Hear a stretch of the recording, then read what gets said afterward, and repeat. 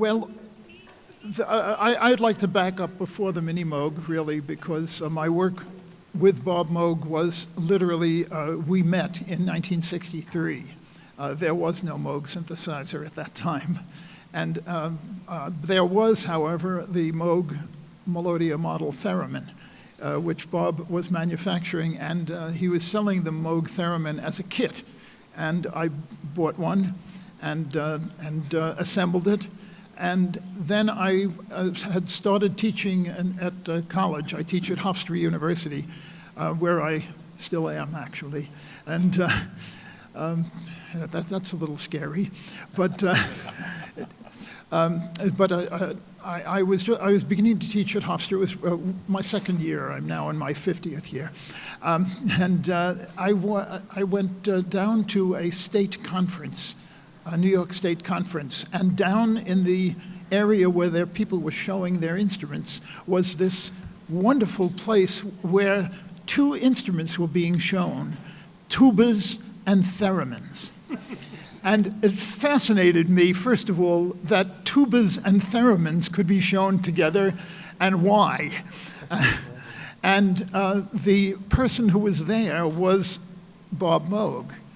I didn't know who he was. I had read his article. I had built his theremin. And so we began to talk about the theremin, and then we began to talk about electronic music. And I've said this many times, and Bob has also said it. He wasn't really that involved in electronic music. He was manufacturing amplifiers and the theremins, which were very successful. But the theremin was the instrument that Bob felt was the most wonderful musical instrument. And he all his life was very, very fond of the theremin. And I was giving a concert in New York in January of '64. And he said, I want to hear what you're doing. So he came down with, they recorded, he brought someone down and recorded my concert. And on that concert, I had written pieces for electronic music and percussion. And the percussionist was not just playing on percussion instruments, he was playing on sculpture. The artist was Jason Seeley, and he made these works which were huge sculpture made out of automobile bumpers. And so my percussionist was playing all over this place, playing on all the automobile bumpers, and it was really very exciting. And after that, literally that night, Bob and I sat down and talked about it's time to have a new, small electronic music synthesizer. Now, we used the word synthesizer without assuming that was a name that it would have. But there was already an existing instrument or two called music synthesizers. They had been around. They were giant room-sized They were huge. Yeah. The most important one was the RCA Mark II synthesizer, which was not an instrument. It was a room filled with equipment. And I said, we need to make an instrument that musicians could actually own in their homes, could actually take onto jobs and play them.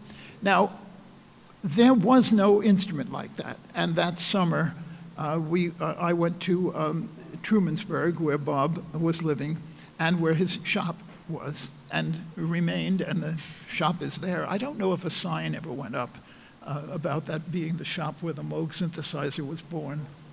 But I know some people from the area wanted to do it. Did they contact you? They definitely wanted to do something, put a sign up. I think there's is there a plaque in the concrete or something like that? Is. Yeah, right out in front somewhere. Great.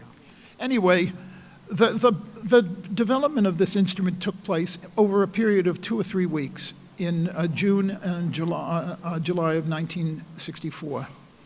And my university, where I was just starting to teach, thought it was important enough to give me a research grant. So they did $200. So my university, that I'm so proud of, donated $200 to the birth of the Moog synthesizer. And there are a couple of stories that I'd like to tell about those days. They've been told a lot, and I've talked about it a lot. I need to keep us on time, though, Herb, I'm too, gonna because go we fast. just talked about the creation of this, which we see in the pictures, the first Yeah. synthesizer. Can we talk to where you were playing live with it, which is Yeah, very well, important? the thing is that as soon as we were working on it, it lacked certain things which were very important, and I know we're going to talk about them when we talk about the Minimoog. And one of the most important things, the most important thing, was that Bob he was not convinced that this should be a keyboard instrument. There were other synthesizers. The Mark II had no keyboard. It was kind of, I'm not going to go into it. You can look at how it was programmed. But I thought the keyboard would be a good idea. And my quote to Bob, which I've said many times before, is we wanted this instrument to be for composers. That's what we were thinking about, a composer's instrument. And I said, well, having a keyboard didn't keep Arnold Schoenberg from exploring new music. You know, I mean, he came up with an entire system of making music based on a keyboard instrument. And I said, besides, you'll probably sell more of them. And Bob said, yeah, okay. And literally, we did talk about it, but it was not. And the other thing was, the instrument, when we first played it, had no articulation. Yes. When you played it, it just went on and off. Like an organ. And that was what Bob was using as a basic control system. And I said, no, musical instruments have, and I didn't use the term envelope because I didn't know that word, but I said musical instruments have attack and decay. You know, and I'm a trumpet player, so I may even have had my trumpet there, but I said, you know, there's an attack and a decay to instruments. When you play a piano, you hear an attack and you keep your finger on it and it decays. He said, Herb, do me a favor, go next door and there's a hardware store, buy a doorbell buzzer. And I said, yeah, sure. And he immediately pulled out a yellow pad, and I came back with a 35-cent doorbell button. And he had the yellow pad, and he had already started wiring. Within an hour, he had wired the prototype concept of an envelope generator and built it into the system. And of course, that, and the other thing that we right away worked on was what is the different timbre, the different color of sine waves, different kinds of waves. Can you make a different kind of wave? We talked about, Bob said, well, a sine wave is almost impossible to do, but we could do something called a triangular wave, and it'll sound like it. And he explained to me what that was. We talked about different wave forms.